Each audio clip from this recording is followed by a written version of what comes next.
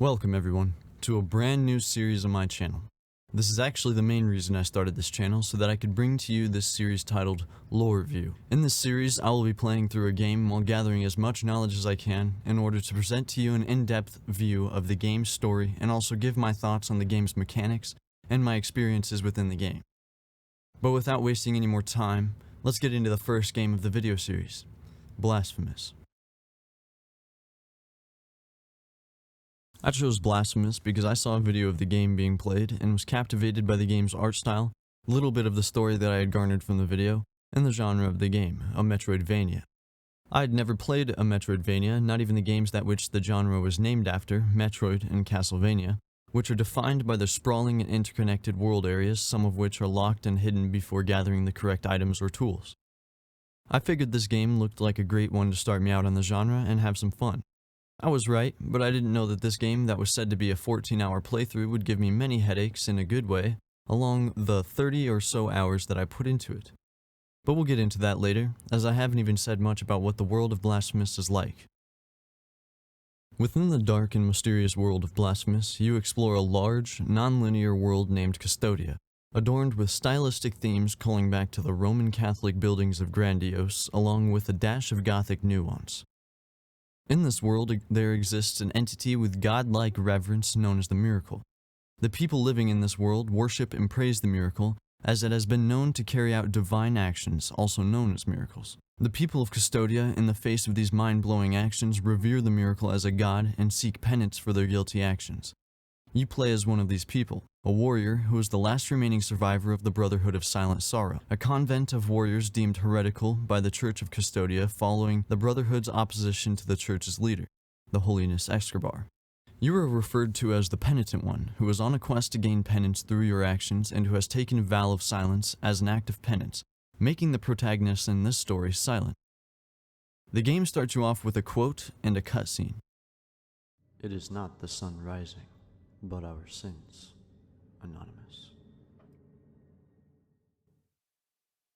Because it is my guilt, I claim you, grievous Miracle. Make my chest hurt with regret. Forge your punishment and nail it deep. Shape my guilt once again.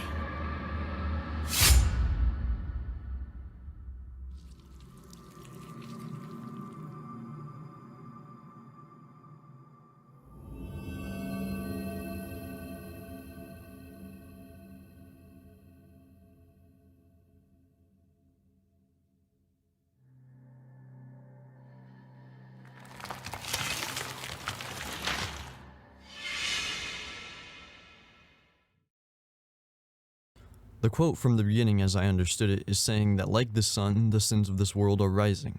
I'm also speculating here, but it could be also in correlation to how in Custodia, many emotions and feelings are represented by materials in the game, such as fervor being blue flame or light, passion being shown as molten gold, and like the steel sword we grab from the body of the woman in the intro, the mea culpa, which is the physical manifestation of guilt and was made by the Miracle itself. Sins in this case could be represented as flame, so as the sun rises, so do the sins of the world. Further in the scene, it explains how the Miracle blesses and curses the denizens of Custodia in pious and cruel ways that could not be understood by them, right before allowing you to take control of your character, the Penitent One. Now, as I said, it is shown that you grab the sword that has emerged from the statue once impaling the woman and rise from the ground among other corpses, symbolizing that you've risen from the dead. Literally. The mea culpa absorbs sin and guilt from the enemies that you fight and kill, rewarding you with Tears of Atonement. And before I get too far, Tears of Atonement are the currency you use throughout the game to upgrade your sword and spend at multiple vendors across Custodia. Now, I would like to interject with my opinion on the intro. I really like it, and it definitely captivated me, driving my desire to not only continue the game, but also find answers to the very confusing questions that the intro has left me with. Who is the Miracle? Where does it get its power? Why does it only seem to deal out blessings that are less like blessings and more like curses? Well, stick with me and we'll find the answer to these questions together. I think this is a good spot before we get into the story to talk about some of the mechanics in Blasphemous. While you journey across Custodia, defeating foes and taking their sins upon yourself, you gain access to items and tools such as relics, rosary beads, prayers, mea culpa cores, and others. The relics act as tools, allowing you to access different areas or dialogue in the world. The first relic I found was the blood-soaked sands, which allowed me to see platforms that were previously not there. This made me backtrack to many areas wondering what new things I might find there.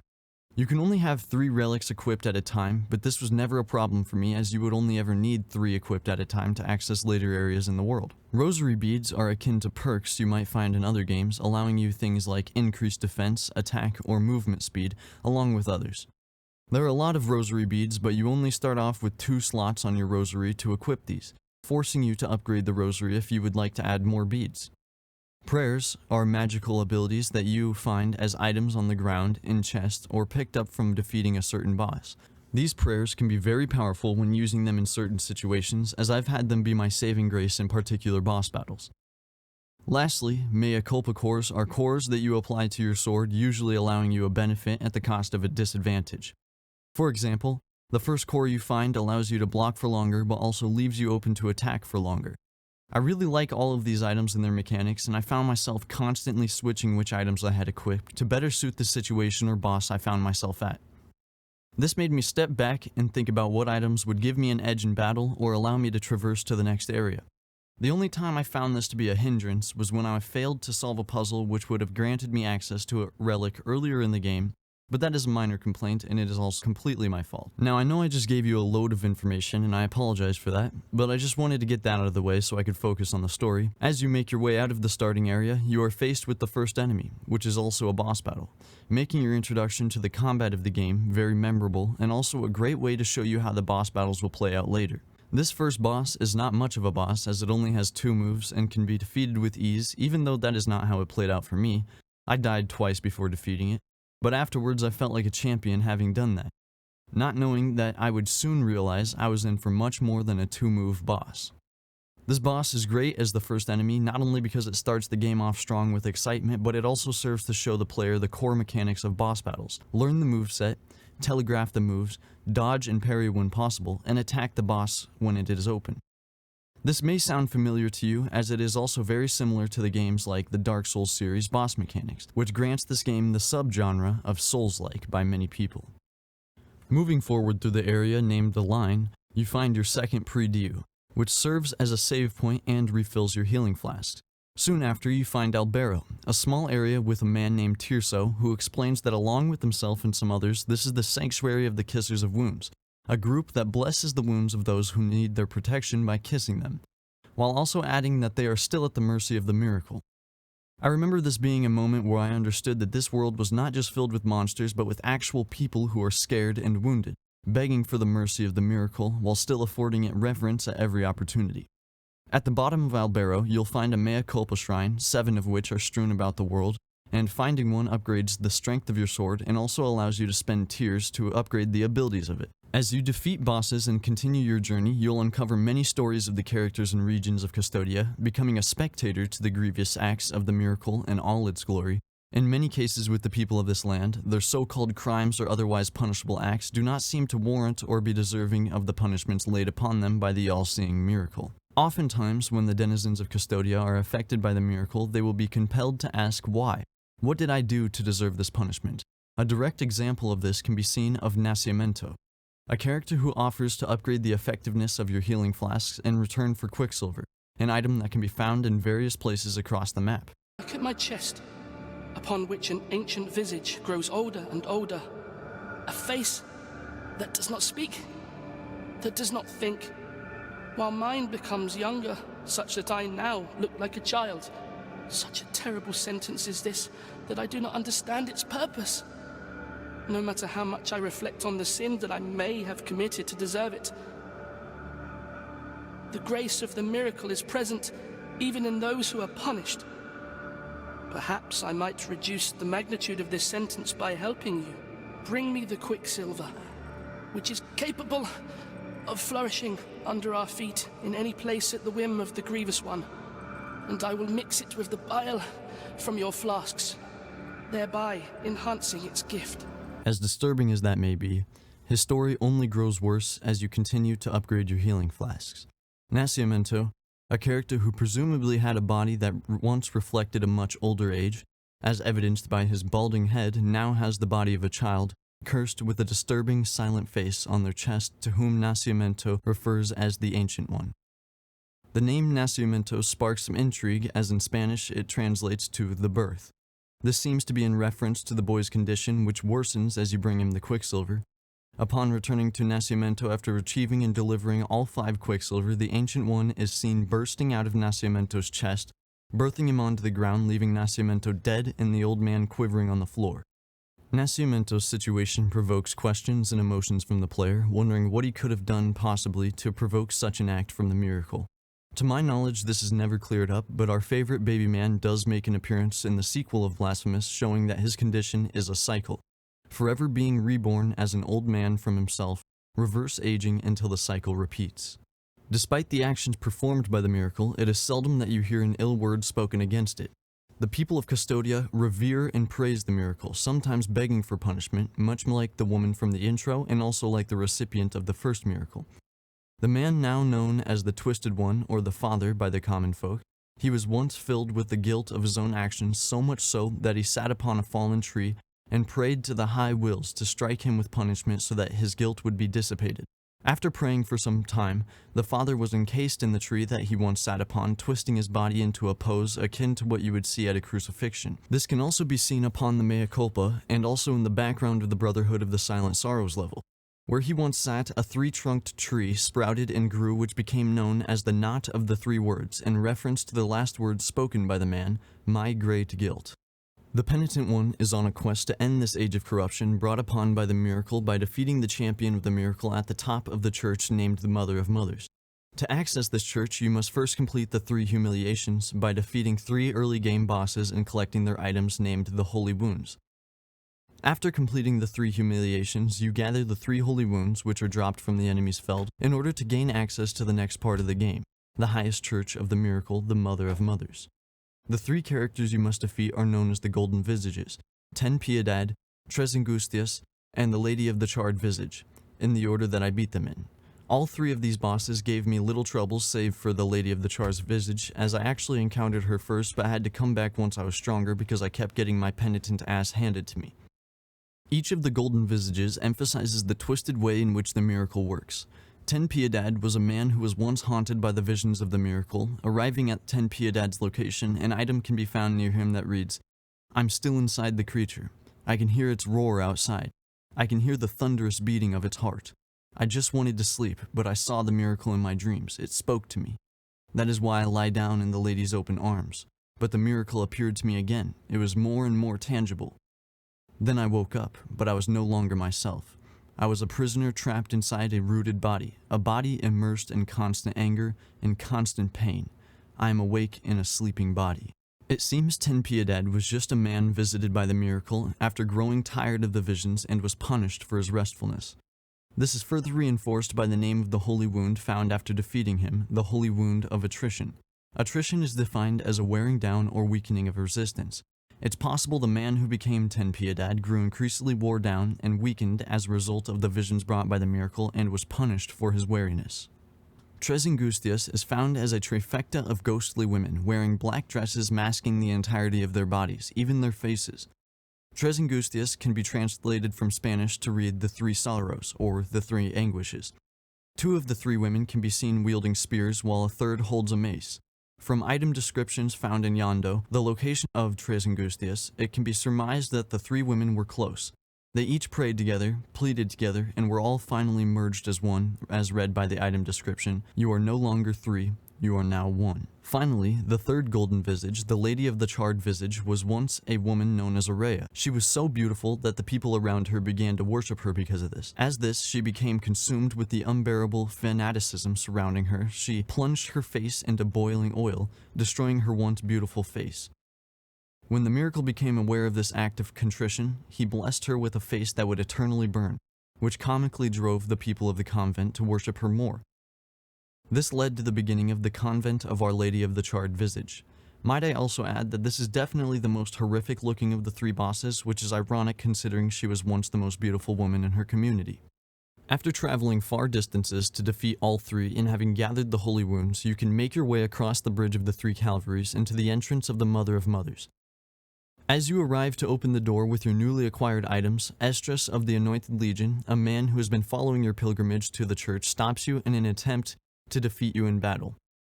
He constantly calls out to his sister, who we found out from an item description has died long ago. Even though Perpetva is dead, she can be seen midway through the battle joining us in an assumed ghost form to aid her brother. According to the wiki, the Penitent One seems to be the only other person able to see this ghost, and the miracle has been using Esdras' sister to manipulate him into stopping us from completing our journey. The actual Perpetva can be found in a hidden area of Echoes of Salt, aptly named the resting place of the sister where her tomb remains, and one of the most divine scenes in the game play out.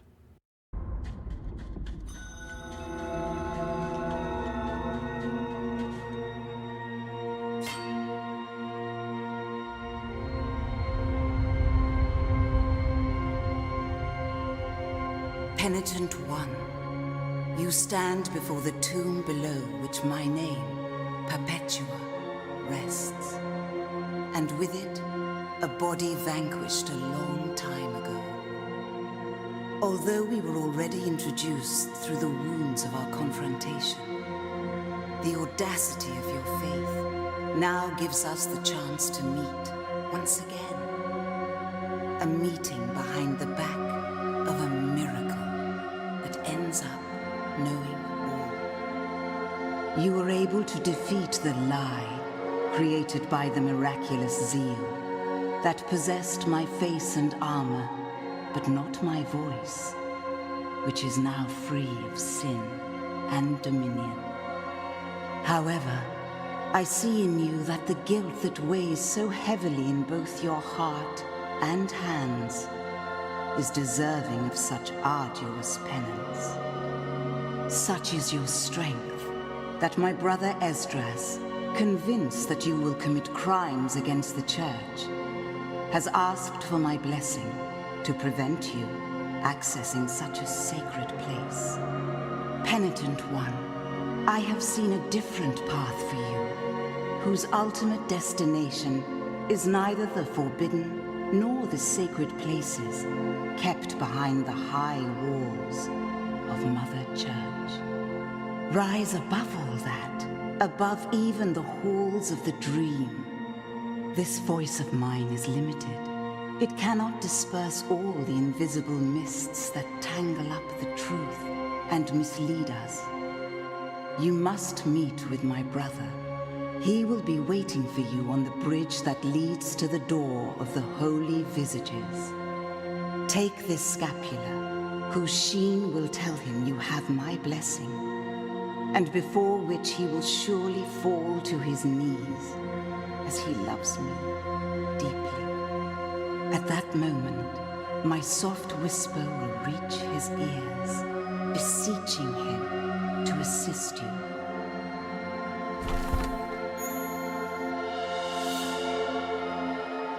Go fearlessly, Penitent One. In this scene, she explains how the miracle has been using her image to manipulate Esdras to defeat us in our journey. I should also add that this scene can differ depending on if you have defeated Esdras yet or not. Having not defeated Esdras yet, Perpetva gives you an item called the Incomplete Scapular, which can be taken to Esdras to prevent him from fighting you. Once you have access to the Mother of Mothers, the Penitent One can find the tree of the first miracle along with a man named Angustias, who is a witness and scribe to the miracle. He goes on to explain the story of the first miracle, which we have already covered earlier. After traversing the many areas following the Mother of Mothers, you once again have to defeat 3 more bosses: Melchidas, the exhumed Archbishop, Circe, returned by the flames, and Exposito, Scion of Abjuration. Melchidas seems to be an exhumed Archbishop of the Church, adorned in gold and jewels, forced to rise once more by the miracle. Circe was unjustly condemned for the crime of heresy and burned at the stake, only to be revived by the miracle to defend the Wall of Holy Prohibitions where you find him. Exposito was a blindfolded giant baby who saw his mother burned at the stake for being a witch. Exposito was blindfolded to prevent him from watching this abhorrent scene, and was continuously crying until placed upon the wicker woman we find him with, who acted as a surrogate mother for him. With all these demonstrable backstories behind us, the Penitent One defeats each of them, which gives us a mask from each to be placed upon an elevator found at the Archcathedral rooftop, granting you access to new floors with each mask. Once all three are in place, the lift will take you to the very top of the church, the Deambulatory of His Holiness, where the final boss battle will commence. This is where you will finally meet the elusive man known as His Holiness Escobar, the Miracles Champion, giving you a chance to defeat him and bring down the miracle with him. The first phase of the battle is quite simple. Escobar attacks you with various magical abilities while guarding himself in a magic shield, giving you a chance to launch attacks in between his own. In each of my attempts, I always tried to get through the first phase without using any healing flasks or any of my prayer abilities, saving them for the second phase. This can be done with ease in most cases, allowing you to come at him during the second phase with everything you've got, because trust me, you'll need it. The second phase starts with Escobar proclaiming that he is awoken as the son of the true miracle, which is also the name above his health bar. The second phase is more difficult than the first by factors, but is also easier than some of the other optional bosses that can be fought in the game. Escobar appears as a large figure equipped in heavy armor looming in the background, only being able to be attacked after defeating the floating sword that tries to attack you, while Escobar launches his own overwhelming magical attacks of various types. Each time after defeating the sword, it disappears while the mask of Escobar's armor opens up, allowing you to attack. Once defeated, the text appears Summa Blasphemia, rather than the usual post-boss text that would read Eternus Requiem. Both can be translated to the highest blasphemy and eternal rest, respectively. Following the fight, you are shown one of three endings, the second of which I got on my first playthrough. The first ending shows Deo Gracias waiting for you in front of the Mountain of Ashes, who then tells you that you have been proven worthy to climb atop the mountain. After climbing, the Penitent One sits upon the turned throne, stabs himself with a mea culpa, and transformed into a twisted tree, becoming the new father and son of the miracle. The second ending, having not completed all of the Confessor dungeons, the Penitent One will have been proven unworthy to climb the mountain, ending up consumed by the ashes, where Deo Gracias will take your helmet and the Penitent One's journey ends anticlimactically. The third and canonical ending, also having the most complicated requirements of the three, ends with the Penitent One meeting with the High Wills, who will curse and condemn you before a final cutscene plays, which shows the Penitent One and Chrysanta both destroying the High Wills, ending the cycle of the miracle and the Age of Corruption. The Penitent One then meets with the Twisted One before he withers away from his tree form, along with the mea culpa being created by the miracle also disintegrating. It is then shown that the Penitent One dies, being entombed by Chrysanta and Deo Gracias, ending your long and arduous journey in a final show of penance. Now, with the story of the game being finished, so is the video, and I thank you guys so much for joining me, as I had a blast playing through this game and writing the script for it. Blasphemous is a game with a winding and diverse world filled with secrets and adventures ready to be discovered, along with a captivating story. This game is great on the first playthrough and even has some of the best replayability I've ever seen in a game. There are few games that I replay immediately after beating, and even fewer that have brought me into a whole new genre just to play it. I hope you've enjoyed the video as much as I did making it, and as always, thank you for joining me, and I'll see you next time.